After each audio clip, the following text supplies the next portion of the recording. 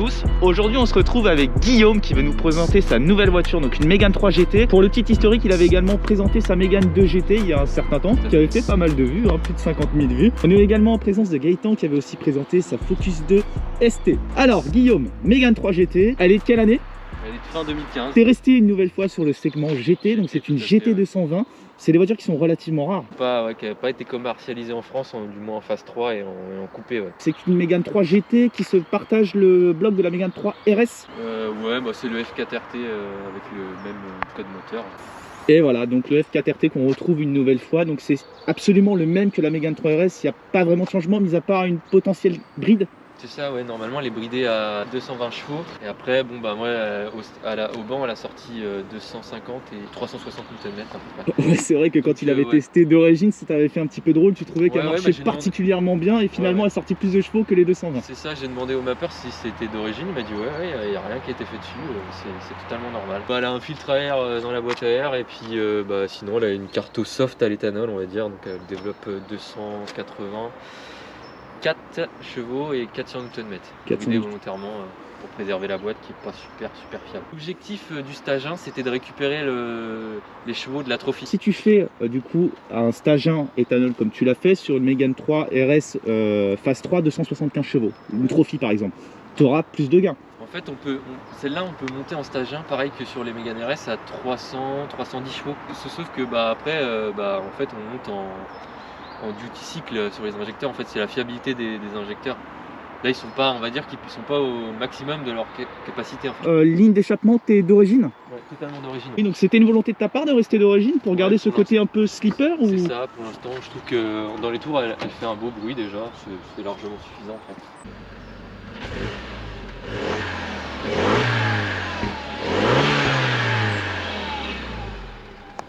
Ouais, en fait, le bruit vient très principalement de l'avant. Ouais, de l'avant, ouais. Et tout est étouffé à l'arrière, ouais. Niveau châssis, t'es d'origine?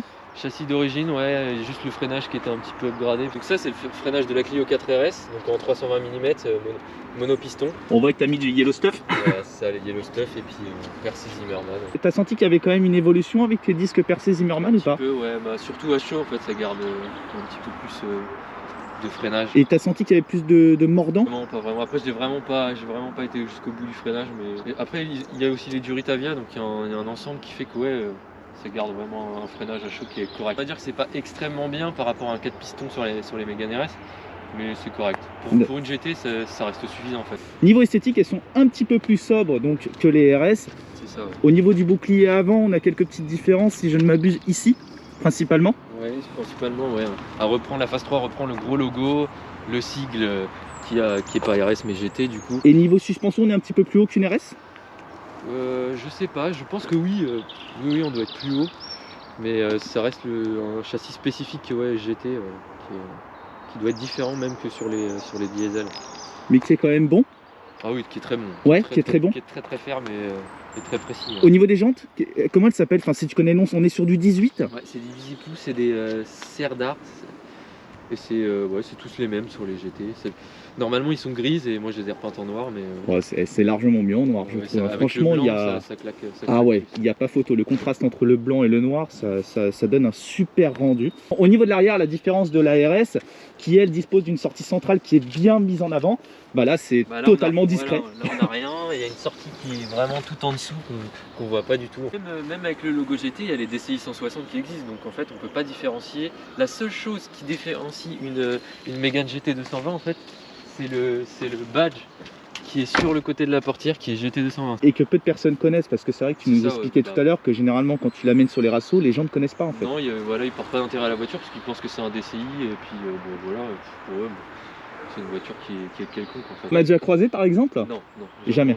La seule que j'ai croisée une fois c'était en break et puis c'était une Suisse. J'ai en France immatriculé, il y en a dans les 200. Et alors de fait de la rareté, est-ce que ça cote plus qu'une 3RS sur la même année? Ça reste meilleur budget qu'une 3RS puisque sur une 3RS de phase 3, on est sur maintenant, si je me trompe pas, on est sur 18-20 000. Ça, on arrive à le toucher 15-16 000. Alors, en Allemagne, ça coûte un petit peu moins, donc ça permet aussi de l'avoir un peu moins cher. Ouais. Donc tu préconiserais potentiellement de plutôt aller regarder en Allemagne, de les faire importer? Je dirais qu'il faut aller les chercher en Allemagne, chez des concessionnaires Au moins, souvent c'est des premières ou des deuxièmes mains qui ont des suivis par rapport en France où c'est déjà importé, on ne sait pas par quel garage c'est passé. Bon, pour passer sur l'intérieur, c'est un petit peu moins expressif qu'une RS, c'est un peu plus sobre au niveau des couleurs. On a quand même le petit rappel Renault Sport. C'est ça, ouais. Bah, c'est le même tableau de bord. Après ouais, on est sur la même chose. Le volant, on est quasiment sur la même chose, sauf qu'il n'y a pas la marque là. Et le compteur, il est gradé jusqu'à 270 sur celle-là, c'est 290 sur les RS. Ah, voilà. D'accord, la petite différence. Après, elle a un frein à main électrique, ce qui n'est pas. Ah, j'ai même pas vu. C'est la petite option. Le frein à main électrique. Qui est pas super, que je voulais pas forcément, mais bon. Ouais, donc tu peux pas tirer des câbles dans les ronds-points. Je sais même pas s'il sert en roulant. Surtout quand même du son Bose. Hein. Ouais, c'est ça, l'option Bose. Ouais, ouais, bah faut rappeler qu'on est dans une GT, donc ça, forcément, ouais, ils mettent en avant ouais, c'est pas mal. le confort. Les panneaux de porte ont l'air plutôt de bonne qualité. Hein. C'est de la mousse. Ouais, c'est Bon, moussé. Là, c'est peut-être du plastique, ouais, mais un petit peu plus quali. Que ce qu'on retrouve par exemple dans les Clio KTRS. C'est un intérieur qui couine pas, il n'y a pas de jeu. Ouais, ouais. C'est plutôt correct. Après, pour de 2015, je trouve qu'elle est toujours dans le coup en fait. Allez, go. Donc le frein à main électrique. Ah ouais, le frein à main électrique, voilà. Effectivement. Ah, faut pas le retirer. Non, il se retire tout seul. Toutes les Mégane 3 ont été en boîte méca, hein. Ils en ont pas fait en automatique.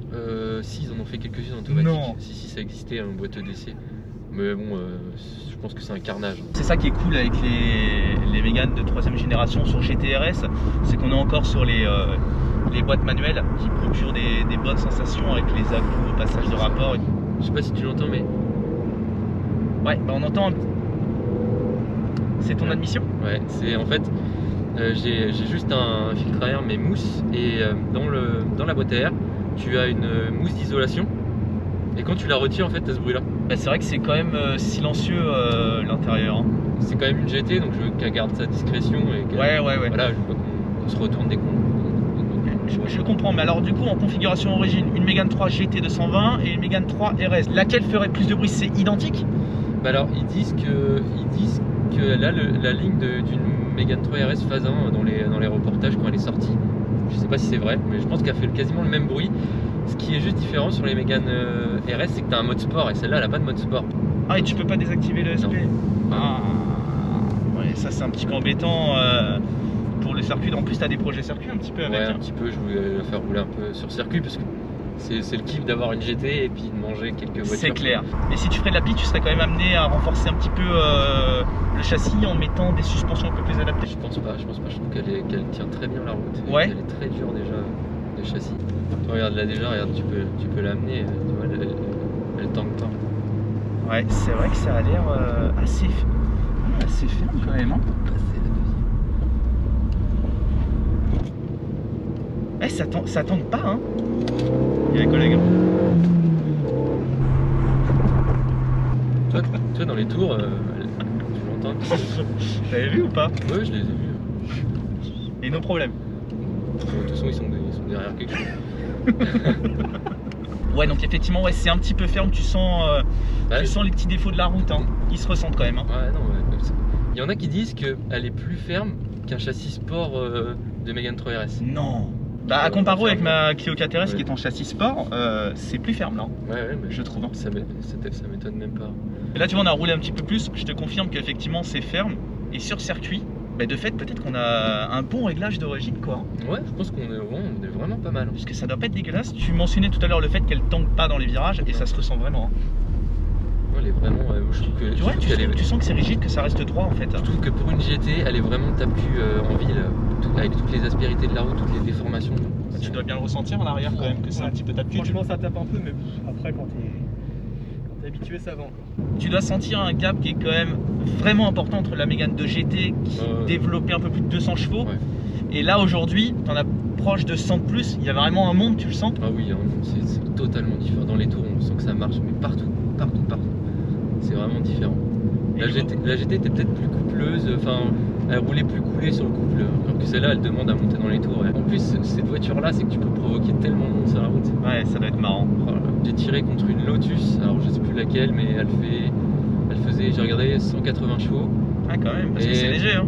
et on s'est tapé, hein. On était côte côte, hein. Et j'ai réussi à reprendre le devant et le mec qui m'a fait un pouce, il était vraiment fou quoi, il était excédé quoi. Tu m'étonnes, il va se dire qu'est-ce qu'il fait avec son DCI celui-là. Ah ouais, ça marche putain.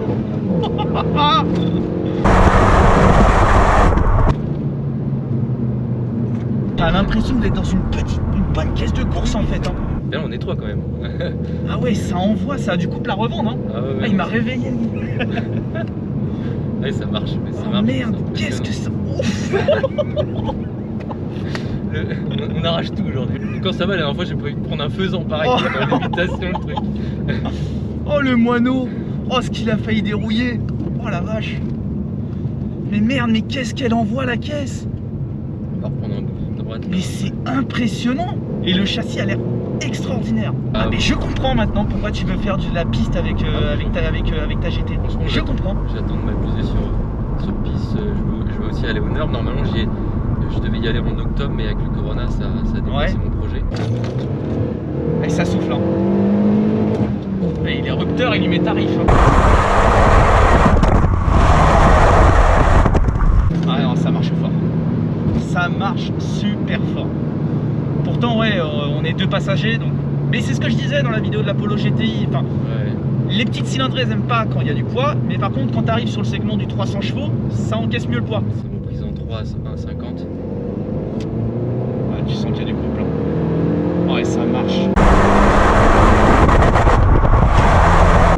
Mais laisse-la tranquille, ta caisse. Ça s'arrête jamais. Hein.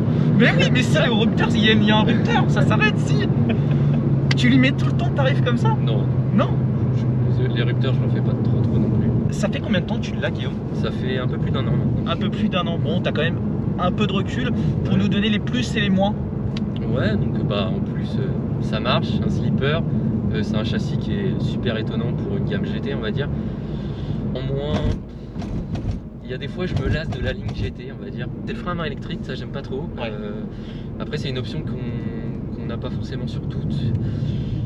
Et je dirais quand même le freinage qui peut être mis à la limite par rapport à la puissance de la vie de la voiture. Dans l'ensemble, mis à part le frein électronique, ce sont des défauts qu'on peut corriger. Oui, tout à fait, ouais. C'est Ouais, vraiment ouais. un très bon point. Ah bah, de toute façon, tout est modifiable. C'est-à-dire qu'on peut passer sur des trains roulant de RS comme l'autre GT que tu as présenté. On peut vraiment tout modifier. Et vraiment, elle a un potentiel cette caisse qui peut être énorme, quoi. T'en es satisfait vraiment? Ouais, j'en suis totalement. C'est une voiture que tu vas garder de fait? Je pense. Pour l'instant, j'ai pas de. Comme c'est plus mon daily, j'hésitais à prendre une Mégane 3 RS Trophy, plus le côté pistard, mais bon. Mais t'aurais pas eu un grand changement en fait. Hein. Non, il n'y a pas vraiment de changement. Si, ne serait-ce que c'est une Trophy et que du coup la cote est un peu plus ouais, élevée et ouais, l'esthétique est plus mis en avant. C'est ça, ouais.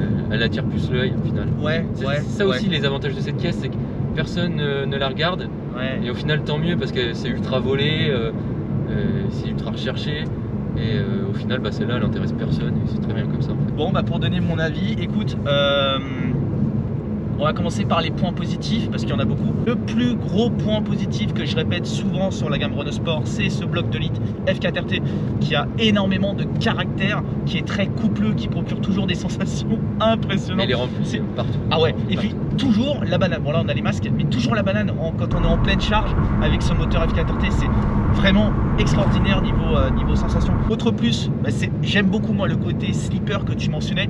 C'est vrai qu'elle peut être sous-estimée, mais au fond, enfin elle a un cœur de RS cette caisse quoi. Enfin je veux dire, il y a juste la partie esthétique et les suspensions qui sont différentes. Bon, le freinage ok, mais là quand on l'essaye comme ça, j'ai des sensations que je retrouve dans une Mégane 3 RS. Ouais, je suis sûr que tu filmes seulement l'intérieur, tu montes pas l'extérieur, on peut pas différencier dans quelle voiture. Non. Au niveau du comportement, pareil, autre point encore positif, elle a vraiment un excellent comportement, la tenue de route a l'air folle. C'est. Oh, putain, c'est une GT de pistarde en fait, limite. Hein. Ouais, c'est ça. Et on est en configuration origine, c'est ça qui est incroyable. Dans les points négatifs, bon bah. Moi je suis plus attiré par le côté RS que GT. Après bon c'est un choix, je respecte. Mais je lui en vois pas vraiment. Le frein à main électronique, c'est vrai que c'est un petit peu dommage. Mais bon, généralement, avec des tractions, c'est pas vraiment fait pour tirer du câble. J'aurais aimé qu'au niveau de l'arrière, on puisse au moins voir les sorties d'échappement, parce que là elles sont trop masquées.